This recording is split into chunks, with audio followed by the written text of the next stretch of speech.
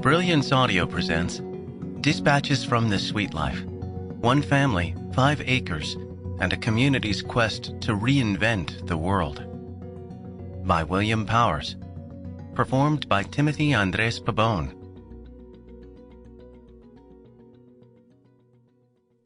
Preface. I wrote Dispatches from the Sweet Life for anyone who questions, even slightly, the dominant American lifestyle today. I hope that in the wake of the inner and outer struggles in these pages, the reader will emerge with some knowledge and a good deal of curiosity about how we might live more integrated lives.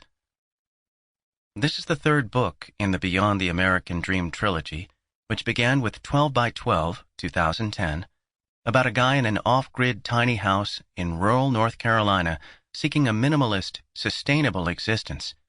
It was followed by New Slow City, 2014, about a newlywed couple in a Manhattan micro-apartment trying to recreate that same slow life in the midst of urbanity.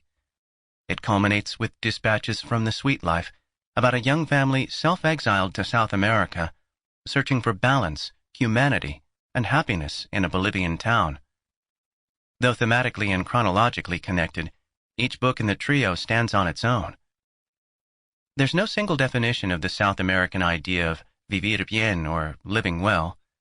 The Quechuas call it sumac cauce, the Aymaras sumacamaña. It also draws from the Guarani idea of harmonious living, yandereco, and the path to the noble existence, capach ñan.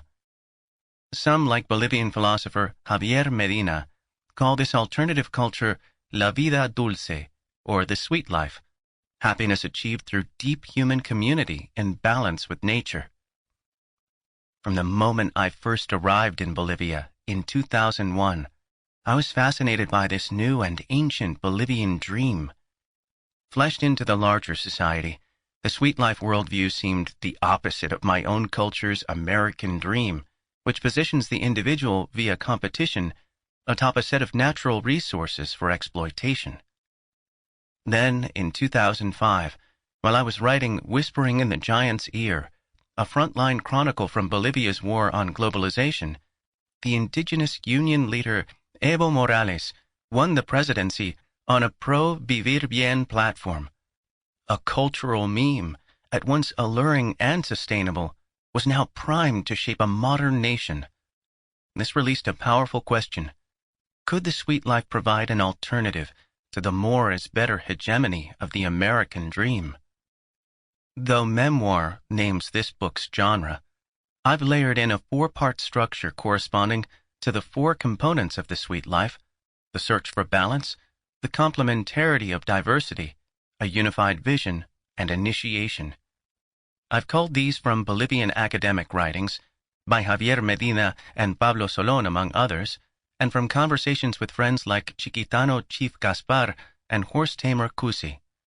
I imagine each of the 4 components metaphorically as part of the Chiquitano tribe's tree of life that holds up the world.